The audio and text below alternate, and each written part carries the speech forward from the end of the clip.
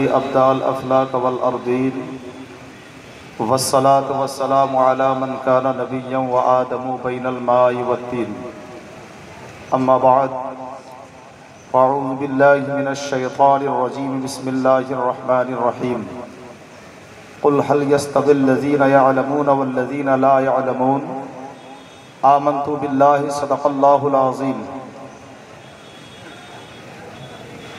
উপস্থিত আমার সকল ওস্তাদ কিবলাগণ, সম্মুখীন সমাবেত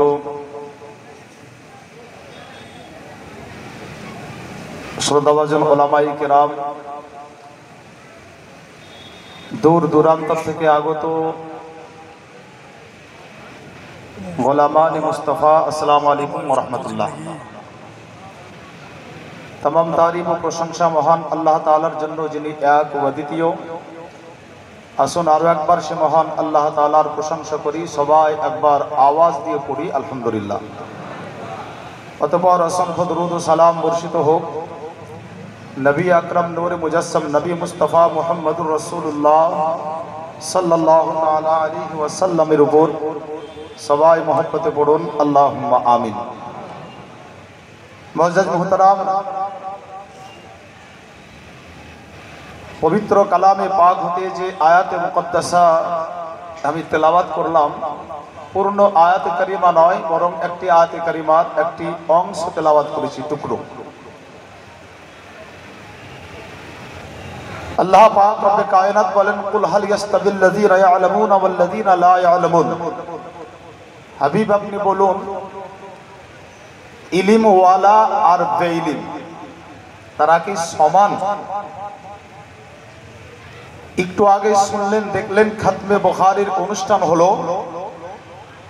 উনি আমার উস্তাদে কিবলা, আজকে যিনি খাতমে বুখারীর অনুষ্ঠান করলেন। আজ ইনশাআল্লাহুল আজিজ এই মাত্র 5-10 মিনিটের মধ্যে আমি ইনশাআল্লাহ একটু আলোচনা করব ইলমের ব্যাপারে। এটা আপনার কত গুরুত্বপূর্ণ বিষয়, অবশ্যই যদি মন দিয়ে শুনেন তো ইনশাআল্লাহ কিছু না কিছু আপনার অবশ্যই দিলে আসার করবে। আল্লাহ পাক রব্বে কায়নাতের এই আয়াতে কারিমা পবিত্র আল কোরআনের সূরা জুমারের 9 নম্বর আয়াত।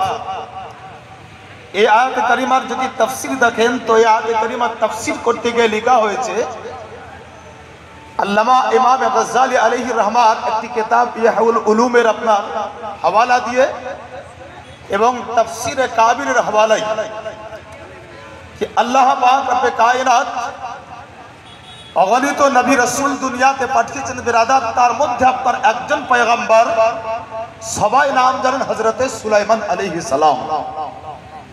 নবী সুলাইমান আলাইহিস সালামকে আল্লাহ পাক রব্বে কায়নাত ইখতিয়ার দিলেন তিনটি বিষয়ের উপরে। خير سليمان بين المال والملك والعلم فاختار العلم فأوتي الملك والمال ليختياره العلم। আল্লাহ পাক রব্বে কায়নাত তিনটি বিষয় ইখতিয়ার দিলেন, যেটা খুশি তুমি নিতে পারো। একটা ছিল আপনার দৌলত, আরেকটা হচ্ছে আপনার সালতানাত, আর আরেকটা হচ্ছে আপনার ইলম, জ্ঞান। আল্লাহ পাকের পয়গম্বর নবী সুলাইমান আলাইহিস সালাম তিনটির মধ্যে আপনার কবুল করলেন এই জ্ঞানকে, এই ইলমকে। আর এই জ্ঞানকে কবুল করার ফলে ফাউতিয়াল মুলকু ওয়াল মালু লিয়াখতিয়ারিহিল ইলমা, আল্লাহ পাক রব্বে কায়নাত নবী সুলাইমান আলাইহিস সালামকে ধন দৌলত আতা করলেন, সালতানাত আতা করলেন এবং ইলম ও হিকমত আল্লাহ পাক রব্বে কায়নাত নবী সুলাইমান আলাইহিস সালামকে আতা করলেন। নবী সুলাইমান আলাইহিস সালাম সব ছেড়ে আপনার তিনটি বিষয়ের উপরে ইলমকে ইখতিয়ার করলেন। কেন? তার কারণ বিরাদার, আল ইলমু খায়রুম মিনাল মাল। আল্লাহু আকবার। ধন দৌলতের চাইতে উত্তম হচ্ছে একজন ব্যক্তির কাছে ইলম। আল্লাহু আকবার। কেন? এর জন্যই কি আল ইলমু ইয়াহরুসুকা ওয়া আনতা তাহরুসুল মাল। আল্লাহু আকবার। ইলম আপনার হেফাজত করে আর মালের হেফাজত আপনি করেন।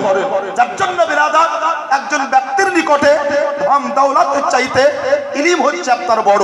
মুআজ্জাজ সাহাবায়ে কেরাম নবী পাক আকা মুস্তাফা সাল্লাল্লাহু তাআলা আলাইহি ওয়াসাল্লাম ইবাদত বেশি বেশি করার চাইতে আপনার ইলম বেশি অর্জন করাকে পছন্দ করেছেন। মুআজ্জাজ কেন পছন্দ করেছেন? তার কারণ কলিলুল আমালি মাআল নবী পাক আকা মুস্তাফা পছন্দ এজন্যই করেছেন, তার কারণ ইলমের সাথে আমল, আল্লাহু আকবার, এটা আপনার ফায়দা দেয়।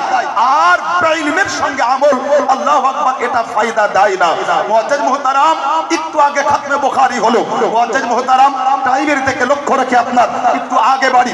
আল্লাহু আকবার। হে মুআজ্জাজ, আজ অনেকগুলো বাচ্চার মাথায়, কারো মাথাতে আপনার কেরাতের দস্তার বাঁধা হবে, কারো মাথাতে আপনার আলমিয়াতের দস্তার বাঁধানো হবে, কারো মাথাতে আপনার ফাজিলাতের দস্তার বাঁধা হবে, কারো মাথাতে আপনার হাফিজের দস্তার পরানো হবে।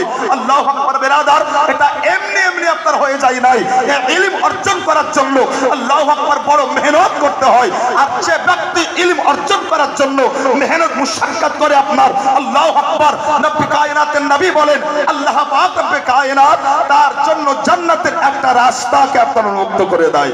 মুআজ্জাজ সাহাবায়ে কেরাম, যে খাতমে বুখারীর অনুষ্ঠান হলো, আল্লাহু আকবার, যদি আপনার ইমামে বুখারী আলাইহির রহমার জিন্দেগি আপনি পড়ুন তো ইমামে বুখারী আলাইহির রহমা, আল্লাহু আকবার বেরাদার, 194 হিজরিতে দুনিয়ার বুকে আসলেন বেরাদার। ও ইমামে বুখারী আলাইহির রহমা যখন আপনার আল্লাহু আকবার বাচ্চা ছিলেন, উনার চোখের জ্যোতি চলে গিয়েছিল। উনার আম্মি জান কান্নাকাটি করতে লাগলেন, রব্বে কায়নাতের কাছে দোয়া করতে লাগলেন। আল্লাহ পাক রব্বে কায়নাত উনার আল্লাহু সামাদ বিরাদার হযরত ইমাম বুখারীর আম্মি জান একদিন স্বপ্নে আল্লাহর পয়গম্বর হযরত ইব্রাহিম খলিলুল্লাহকে দেখলেন। হযরত ইব্রাহিম খলিলুল্লাহ ইমাম বুখারীর মাকে বলতে আছেন, বলে এ খোদার নেক বান্দি, আল্লাহ পাক রব্বে কায়নাত তোমার দোয়াকে কবুল করে নিয়েছেন, অতএব আগামী কাল হতে আবার স্বাভাবিকভাবে তোমার সন্তান দুনিয়ার আলো দেখবে। আল্লাহু আকবার বিরাদার। ও ইমাম বুখারী আলাইহির রহমা, আল্লাহু সামাদ ইলম অর্জন করার জন্য যে ত্যাগ করেছেন, আল্লাহু সামাদ, আপনি যদি উনার সিরাত পড়েন অবাক হয়ে যাবেন বিরাদার। এমনি এমনি আপনার ইয়ে বুখারী এত মশহুর মারুফ কিতাব নয়। ও ইমামে বুখারী একটা সময়তে অসুস্থ হলেন বিরাদার। উনার পেচ্ছাবের রিপোর্ট করার জন্য যখন ওই জামানায় তাবিব হাকিমের কাছে আপনার নিয়ে যাওয়া হলো, ইমামে বুখারীর পেচ্ছাব পরীক্ষা করার পরে তাবিব হাকিম কবিরাজ বলেছিলেন, এটা কার পেচ্ছাব? এটা এমন এক ব্যক্তির পেচ্ছাব যিনি 40 বছর ধরে সুখা রুটি খেয়েছে।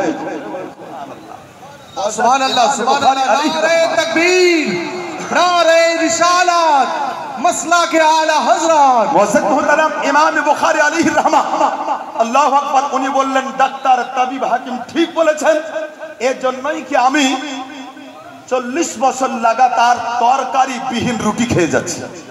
ডাক্তার তাবিব বললেন, হুজুর যদি আপনি তরকারি না খান এ অসুখ আপনার দূর হবে না। মুআজ্জাজ উনি বললেন কি আমি এটা পছন্দ করি না, বরং আমি সারা জিন্দেগি নিজের নফসকে কন্ট্রোল করে চলতেই পছন্দ করি। মুআজ্জাজ মুহতারাম, আল্লাহ পাক রব্বে কায়নাতের কাছে সকলেই দোয়া করবেন।